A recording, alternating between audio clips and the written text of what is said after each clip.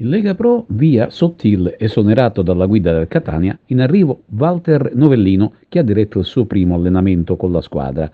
In un primo tempo si era fatto il nome di Carmine Gauteri, poi la società ha scelto Novellino, che tra l'altro è un ex tecnico di Napoli, Torino, Palermo e Sampdoria. Intanto in prima categoria continua la fuga in vetta della classifica dell'Unitas Sciacca. La compagine marinara ha superato con qualche difficoltà il forte Palermo Calcio Popolare.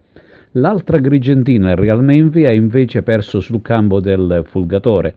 In classifica generale la compagine saccense ha un margine di 9 punti sull'immediata inseguitrice, che si chiama Città di San Vito Lo Capo. Il Real Menvi invece è terzultimo, ma deve stare attento a non essere risucchiato ulteriormente. Nel torneo di seconda categoria Girone F, sconfitta in attesa, per il capolista Atletico Favara, che subisce una battuta d'arresto casalingo ad opera di un coriaceo e combattivo a Coiva. Ciò non pregiudica nulla, anche perché i punti di vantaggio su Alessandria della Rocca sono sempre 9. Infatti quest'ultimo ha osservato un turno di riposo. Perde di misura in casa il Broters Casamica, che deve stare attento all'Accademia Mazzarese, ultimo a 3 punti sotto. Brutta giornata anche per il Muxar, che prende 5 gol a Marianopoli. Sempre più elettrizzante il campionato agrigentino di terza categoria.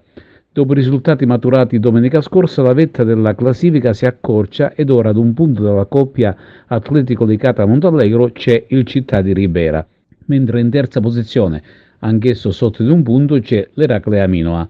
Le cattive condizioni meteo hanno annullato un paio di gare a data da destinarsi, ma si è giocata regolarmente la partitissima d'alta classifica tra Atletico Licata e Montallegro al Dino Diotte, terminata 1-1.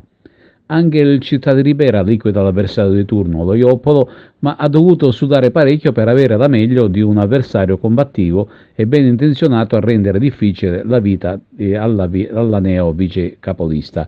Vita facile per l'Eraclea, che supera il Città dedicata. Con questa vittoria l'Eraclea Mino rosicchia 2 punti alle 2 battistrada Atletico Licata e Montallegro, portandosi ad un punto dalla vetta. In attesa di conoscere le date di recupero delle gare non disputate, il prossimo turno riserva delle sfide molto insidiose per le attuali capoliste. L'Atletico Licata sarà ospite del Campobello in un derby molto sentito. Il Città di Ribera gioca fuori con il Città di Licata, il Montallegro fuori con il Reale Unione, mentre l'Eraclea sul campo del Virtus Realmonte.